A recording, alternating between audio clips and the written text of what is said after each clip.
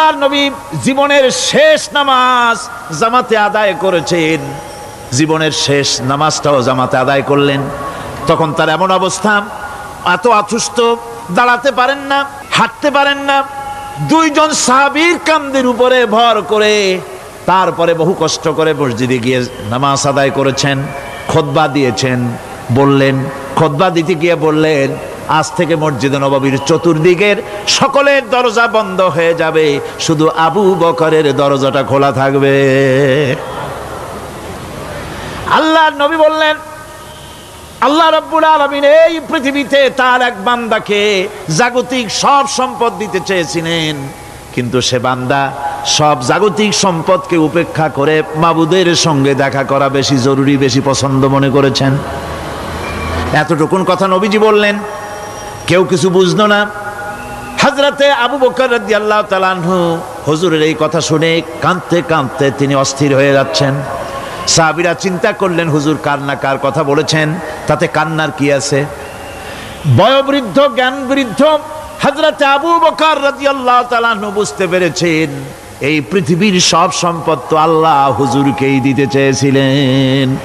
তিনি সমস্ত সম্পদকে উপেক্ষা করে তার মাবুদের সঙ্গে দেখা করার জন্য প্রস্তুতি নিয়েছেন। তার মানে হলো আল্লাহর নবী বিদায় হয়ে যাবেন, আমরা নবী থেকে এতিম হয়ে যাব। নবীজি ঘরের মধ্যে প্রবেশ করলেন, প্রচন্ড জ্বর এলো। এই প্রচন্ড জ্বর নিয়ে তিনি শুয়ে আছেন, কখনো বেহুশ কখনো হুশ। এর মধ্যে সারাজান হয়ে গেল।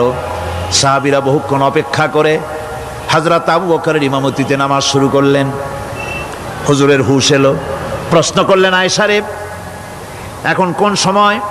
হযরত আয়েশা বলেন, ইয়া রাসূলুল্লাহি, মসজিদে নববীতে নামাজ শুরু হয়ে গেছে। সাহাবীরা অনেকক্ষণ অপেক্ষা করে আমার বাবার ইমামতিতে নামাজ পড়তেছে সবাই, কিন্তু সাহাবীরা কেঁদে কেঁদে নামাজের মধ্যেই কাঁদতে কাঁদতে অস্থির হয়ে যাচ্ছে। তাদের মনের ধারণা হয়েছে নবীজির পেছনে নামাজ পড়ার কিসমত থেকে তারা মাহরুম হয়ে গেল। নবীজি বলেন, আয়েশা, দরজা খুলে দাও আর আমার মাথাটা একটু উঁচু করে ধরো, আমি একটু নামাজের দৃশ্যটা দেখি। দরজা খুলে দেওয়া হলো, নবীজির মাথা উঁচু করে ধরা হলো। নামাজের জামাতের দৃশ্য দেখে নবীজি আবার শুয়ে পড়লেন।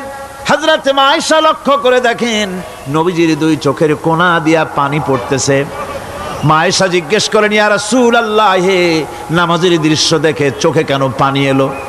হুজুর বলেন, আয়েশা রে, এটা কোনো দুঃখের পানি নয়, এটা তৃপ্তির পানি। এই যে জামাত নামাজ পড়তেছে লোকেরা, এই জামাত কায়েমের জন্য তায়েফের ময়দানে অনেক রক্ত আমার ঝরেছে। উহুদের ময়দানে দান্দান মুবারক শহীদ হয়েছে, সাহাবায়ে কেরাম জীবন দিয়েছে। এই যে জামাত আমি দেখতে পেলাম, ভবিষ্যতের একটা ছবি যেন চোখে ধরা পড়লো। আমার মনে হলো কিয়ামত পর্যন্ত এই পৃথিবীতে আমার যত উম্মত আসবে তারা এইভাবে করে জামাতে নামাজ আদায় করবে।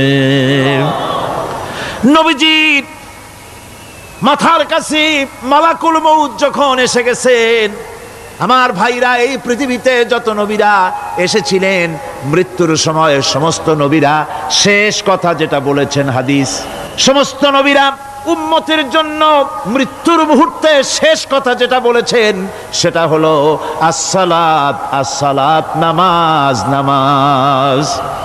আমার নবী যখন বিদায় হয়ে যান, বিদায় মুহূর্তে মেয়ের কথা বললেন না, কলিজার টুকরা নাতির কথা বললেন না, জামাইয়ের কথা বললেন না, স্ত্রীর কথা বললেন না। মৃত্যুর সময় শেষ কথা বললেন, আসসালাত, আসসালাত ওয়া মা মালাকাত আইমানুকুম, নামাজ, নামাজ, আমার উম্মতেরা নামাজ, আমার উম্মতেরা নামাজ ছেড়ে দিও না, নামাজ।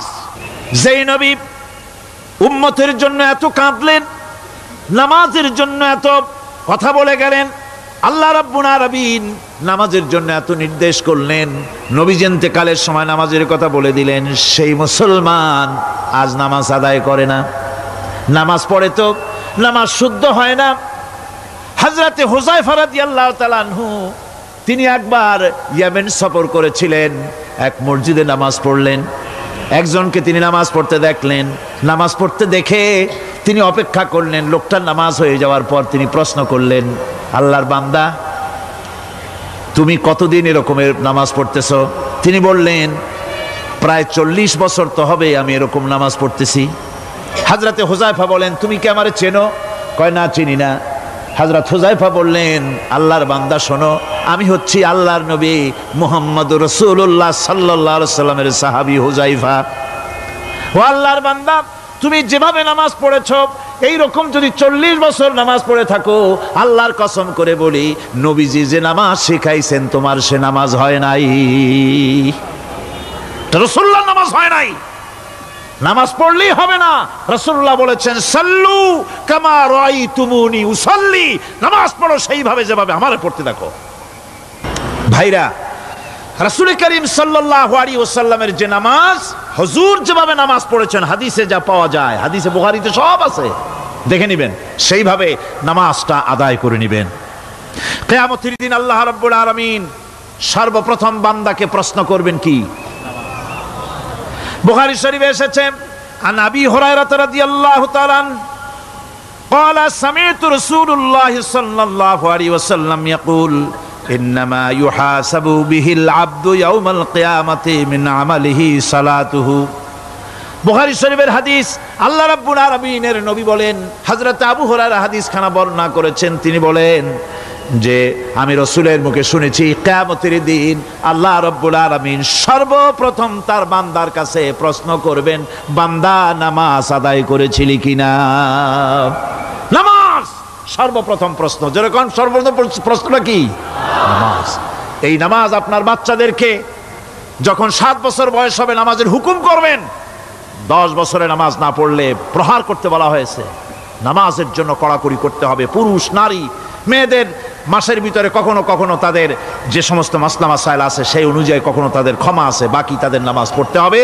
আর পুরুষের জন্য পাগল হয়ে যাওয়া, বেহুশ হয়ে যাওয়া ছাড়া নামাজ মাপ নাই, নামাজ পড়তেই হবে।